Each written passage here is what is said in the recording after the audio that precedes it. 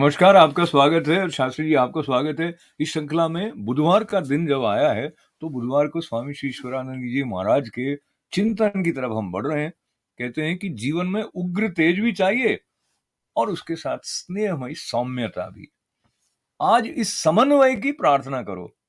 इस दिन के अभिमानी सोमपुत्र भगवान बुद्ध तुम्हें सौंदर्य और सौहार्द्य प्रदान करें। मनोमय सोम से संजात बुद्ध के प्रभाव से मन से भी श्रेष्ठ बुद्धि को बल मिलता है। बुद्धिमत्ता से संसार की सारी कठिनाइयों को पार कर सकते हो, ऐसा दृढ़ निश्चय करना। तो इस चिंतन के बारे में जो आपका भाव बनता है कि मन से भी श्रेष्ठ बुद्धि को बल मिलता है, क्या इसका तात्पर्य लेते हैं आप? तो बहुत सारे तात्पर्य हो सकते हैं, पर ये निश्चित है कि यदि बुद्धि सुबुद्धि है और मति सुमति है, दो तरह की, एक सुमति है और एक कुमति है। तो सुमति बुद्ध भगवान हमें सुमति प्रदान करें कि हम अपने मार्ग को सुपथ पर ले जाए, वह बुद्धि। तो वास्तव में मन जो है ना, मन तो चंचल है, जैसे अभी चर्चा हुई थी कि मन चंचल है, जैसे चंद्रमा के उतार चढ़ाव के साथ वो चंचल होता रहता है। तो भगवान श्री कृष्ण ने भी गीता में कहा, चंचलम ही मनः कृष्ण, वो चंचल। तो वो चंद्रमा की तरह जैसे घटता है बढ़ता है चंद्रमा, और सागर की तरंगें ऐसे, उसी तरह। तो यहाँ पर बुद्ध के संदर्भ में जो कहा कि बुद्धि के द्वारा मन को संयत किया जाए और बुद्धि सुबुद्धि हो, सुमति हो, तो हम अपने जीवन का उत्थान कर सकते हैं और अपने मार्ग को प्रशस्त कर सकते हैं। इसलिए वास्तव में मन से ऊपर बुद्धि तो है, और बुद्धि मन को चलाए, मन बुद्धि को न चलाए। तो यदि बुद्धि सुबुद्धि होगी तो बुद्धि के द्वारा मन जो है ना अंकुश लगाते हुए और सही मार्ग पर ले जाए, ऐसा। और साथ में मेरी उन्होंने समझ। बिल्कुल, और साथ में स्वामी जी ने कहा कि बुद्धिमत्ता से संसार की सारी कठिनाइयों को पार कर सकते हो, जी। ऐसा दृढ़ निश्चय करना। तो ये भी एक प्रकार का आश्वासन है। और आवाहन मंत्र बुधवार का बताएं।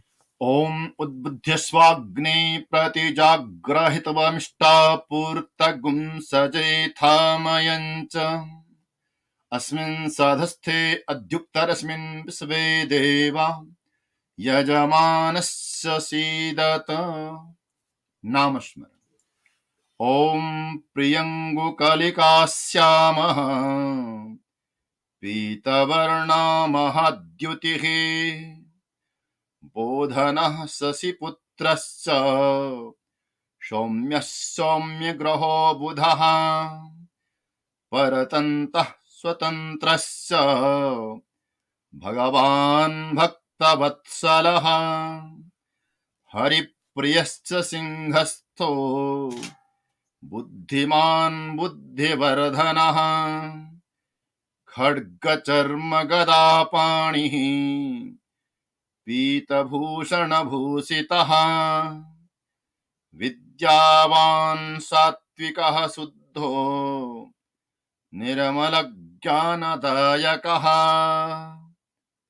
क्या बात है, निर्मल ज्ञानदायक। तो ये जो नाम स्मरण है, इसके साथ भी न केवल बुद्ध भगवान के स्वरूप के बारे में पता चलता है, साथ ही साथ किस तरह से वो निर्मल ज्ञान प्रदान करने वाले हैं।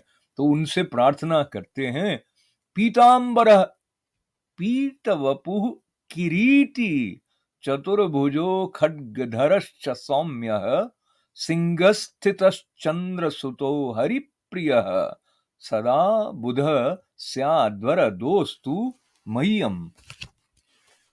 सिंह पर सवार पीतवर्ण वरद सोमसुत भगवान बुध मेरे अंदर सात्विक शक्तियों को जागृत करें, विवेक से खड्ग से हमें निर्वैर करें और क्षमा की ढाल द्वारा आघातों से हमारी रक्षा करें। ओम ब्राम ब्रीम ब्रौम सह बुधाय नमः। Om Om Bram Bram brim brim ब्रौम ब्रौम सह सह बुधाय बुधाय नमः। नमः। Om Om Bram Bram brim ब्रौम सह बुधाय नमः। बहुत सुंदर। और इसमें मैं पुनः इसको रेखांकित करना चाह रहा हूं कि विवेक के खड्ग से हमें निर्वैर करें, यानी जब हम सही और गलत की ठीक ठीक पहचान अपने तीक्ष्ण विवेक के द्वारा करेंगे तो फिर किसी के प्रति वैर रह ही नहीं जाएगा। तो निर्वैर करना, ये बिल्कुल, इसका अर्थ बिल्कुल। हो गया। और क्षमा की ढाल द्वारा आघातों से हमारी रक्षा करें, इसका क्या अर्थ हुआ? इसका अर्थ ये हुआ कि यदि कोई व्यक्ति, हम तो विवेक की खड़ग रखेंगे, लेकिन यदि कोई अविवेकी व्यक्ति हम पर प्रहार करे, तो दूसरा कहा कि आप क्षमा की ढाल रखिए। तो उसकी अज्ञानता को, उसके द्वारा किए गए प्रहार को क्षमा के द्वारा आप उसकी ढाल से रोक सकें और आप अपने जीवन को आनंदमय बना के रख सकें। क्योंकि यदि क्षमा की ढाल नहीं है, तो वह जो उसका प्रहार आया, समझो किसी ने अपशब्द कहा और आपने वो आपके अंदर चला गया, तो फिर वो आपके जीवन को उथल-पुथल करेगा। फिर आपका मन, आपकी बुद्धि फिर थोड़ा उग्र हो जाएंगे, तो फिर आप झगड़े में पड़ जाएंगे। तो इस दृष्टि से ये विलक्षण सी बात है कि क्षमा की ढाल रखेंगे तो वो बाहर, वो आपके अंदर जा ही नहीं पाए। क्षमा कर दिया और बात समाप्त, और आप अपने जीवन की प्रसन्नता को लेकर के अपने जीवन के पथ पर अग्रसर हो सकेंगे। तो क्षमा के साथ ढाल का प्रयोग बहुत ही दुर्लभ है, जो कि यहाँ पर जिस प्रकार से आया है, काव्यात्मक भी है और प्रेरक भी है, और रसमयता के साथ हम आगे बढ़े और जीवन में वह हो जो होना चाहिए, यानी आपके भीतर का सर्वश्रेष्ठ प्रकट हो, ऐसी प्रार्थना। शास्त्री जी का आभार, धन्यवाद, आपको मंगल कामनाएं।